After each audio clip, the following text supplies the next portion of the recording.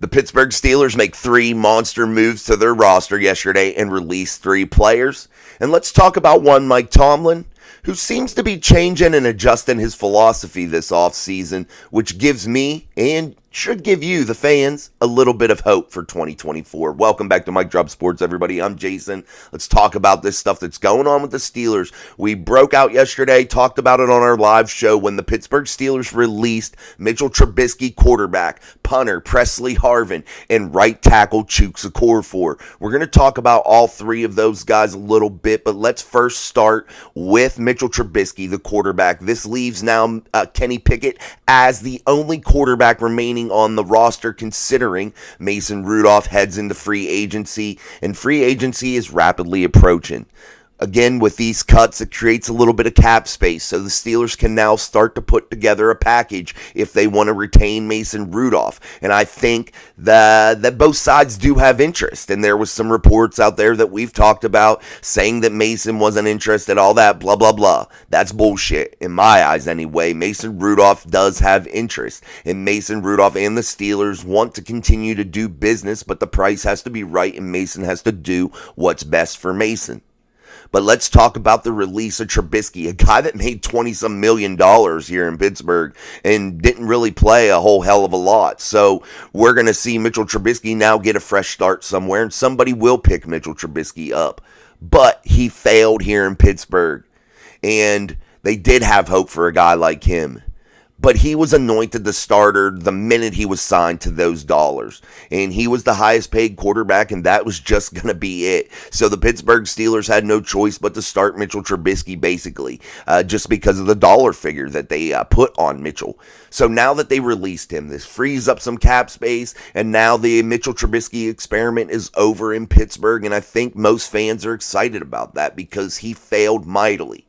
He came in this season and looked just horrible in a 3-game stretch against the Cardinals, against the Patriots, and then in Indianapolis, where he was pulled in the final 2 minutes for Mason Rudolph, a guy that came in and did decent, and he did pretty well in those final 4 games, guiding the Steelers to a playoff berth and actually coming within a touchdown, and looked like the Steelers had a chance to make a comeback in that game, but yet the defense failed a little bit. We've talked about it at length here on the channel.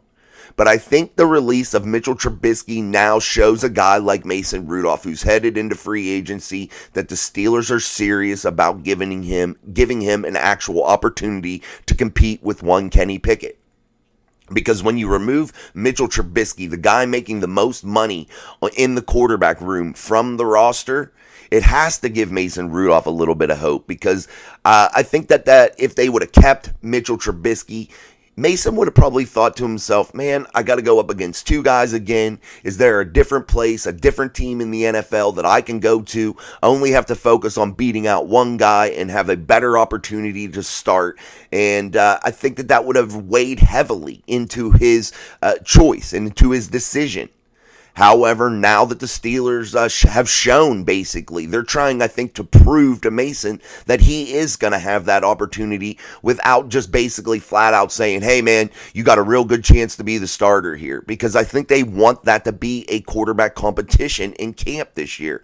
OTAs, preseason games. They want this to be a true competition for once. Not like the bullshit, fictitious competition that they had between Mitchell and Mason back when they drafted Kenny Pickett and signed Mitchell Trubisky. Not like that one. A real quarterback competition between Kenny and Mason, and allow them to really duke it out and see who is the better guy, the better man for the job at the quarterback spot for the Pittsburgh Steelers to become that next franchise guy after one Ben Roethlisberger.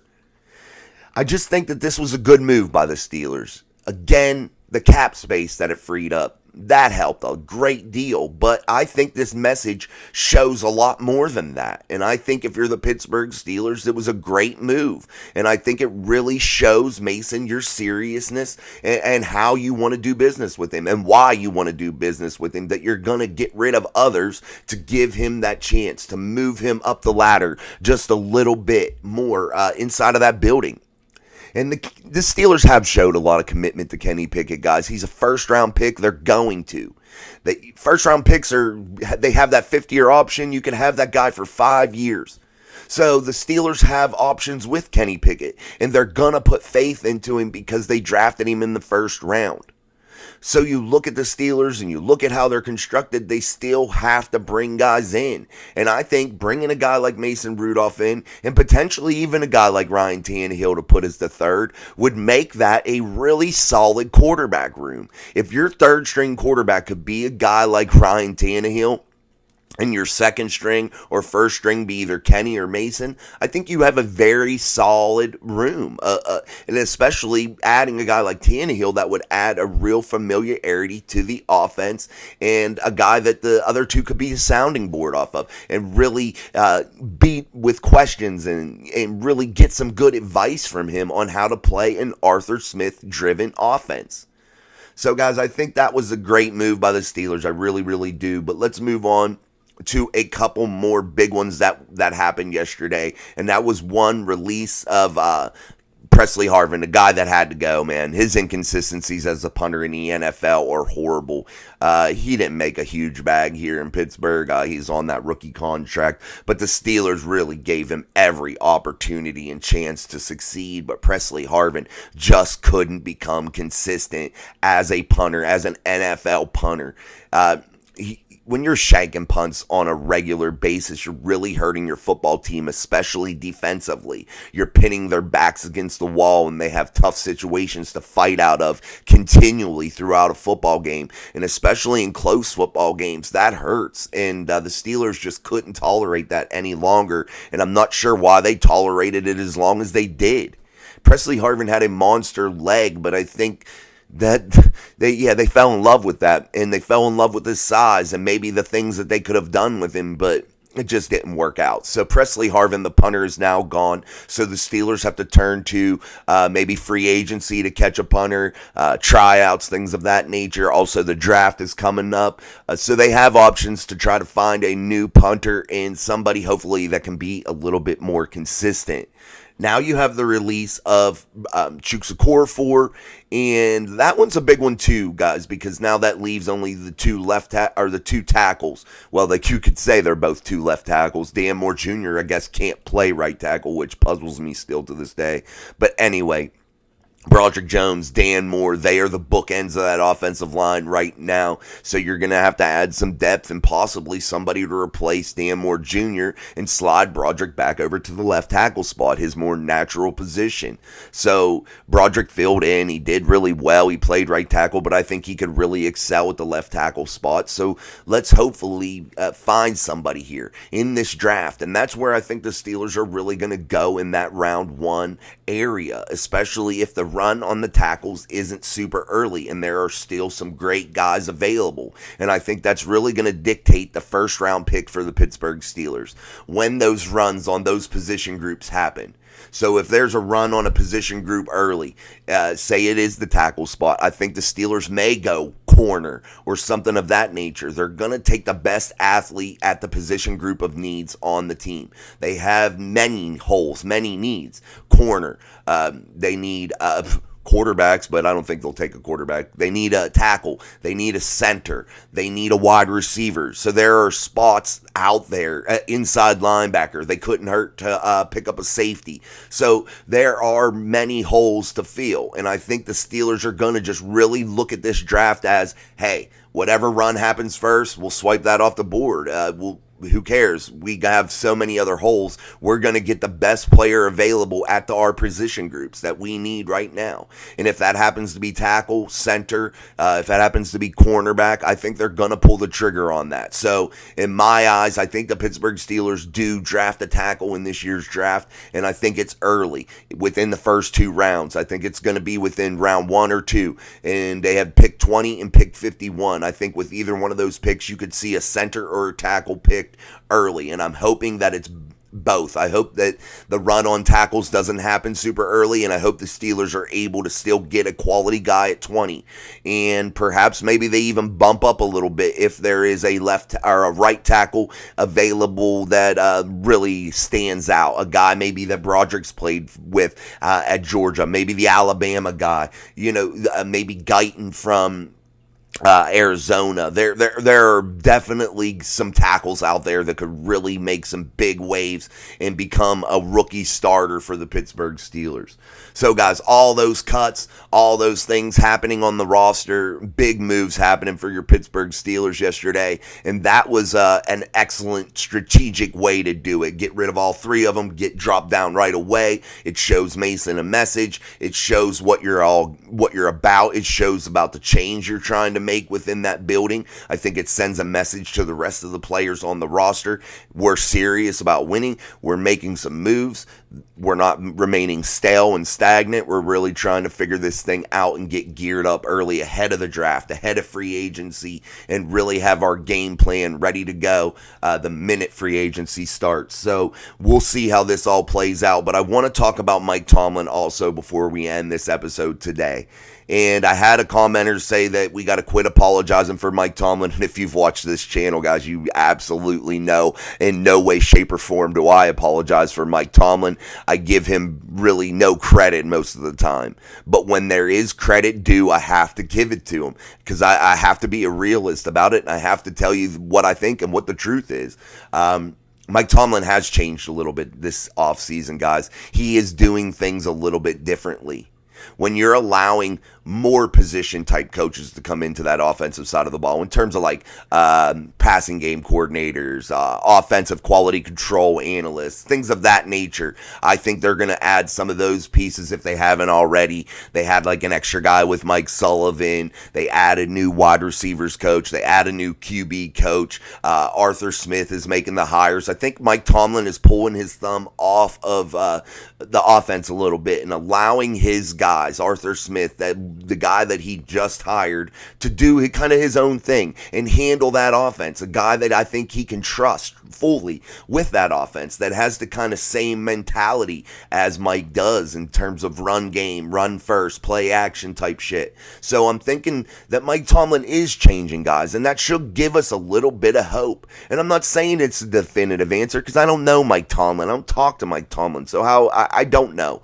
But by the looks of it, from the outside looking in, Mike Tomlin appears to be changing a little bit, letting go of the reins just a hair to become more of that broad manager instead of micromanaging every single position group, every side of the ball in that building. And I think it could only mean good things. I really, really do.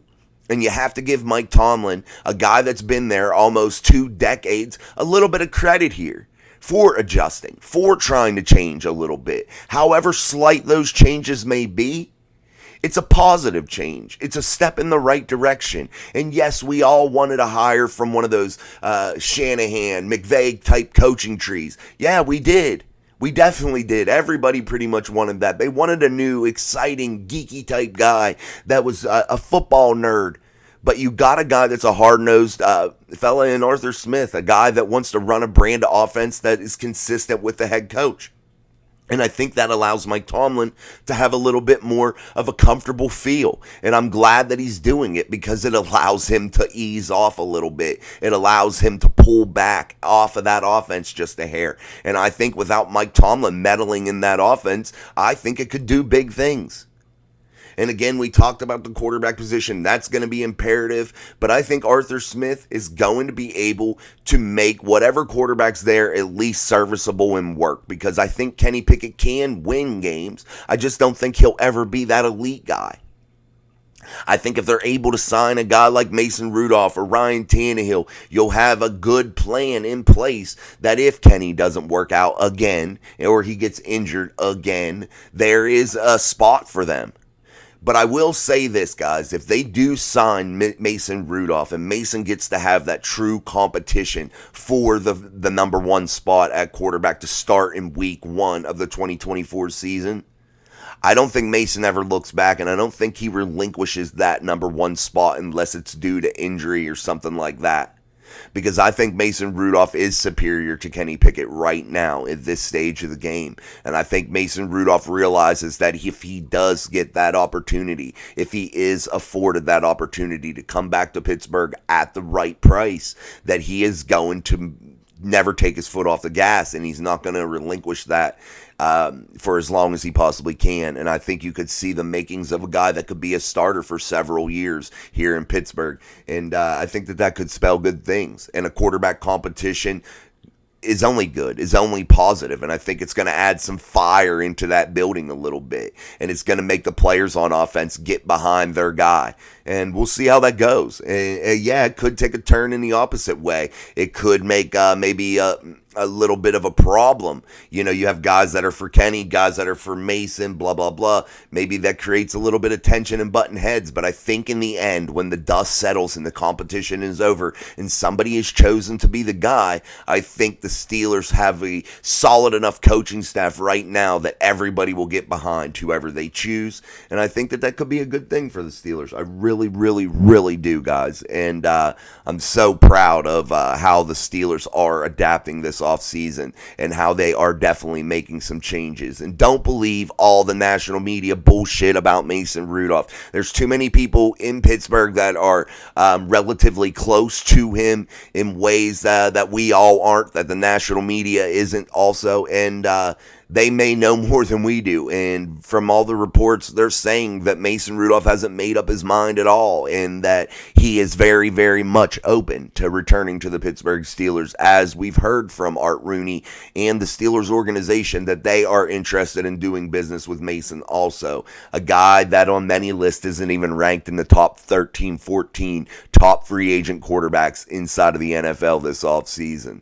So maybe Mason is that diamond in the rough. Maybe he is that guy that could really lead the Steelers back to the promised land to have some playoff success and lead a Mike Tomlin-led team to have a little bit more than just a mediocre season.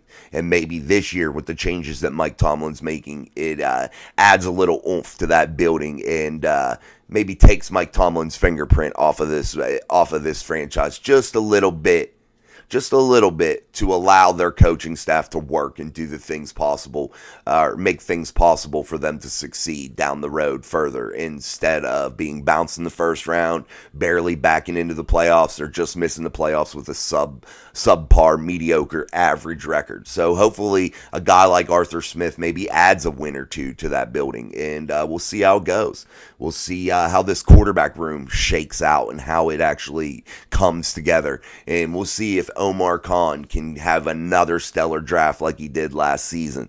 We're going to continue to talk about these free agents as we move closer toward free agency, but we're going to wrap things up for today. I did want to congratulate everybody here at the channel. Last night we had almost the 5,000 views on our live stream while we were on there for a little over an hour. That was our best we've ever done, so that's another record-breaking night. I feel like every night we break a record on those lives, and you guys are kicking ass with it. I appreciate the super chats.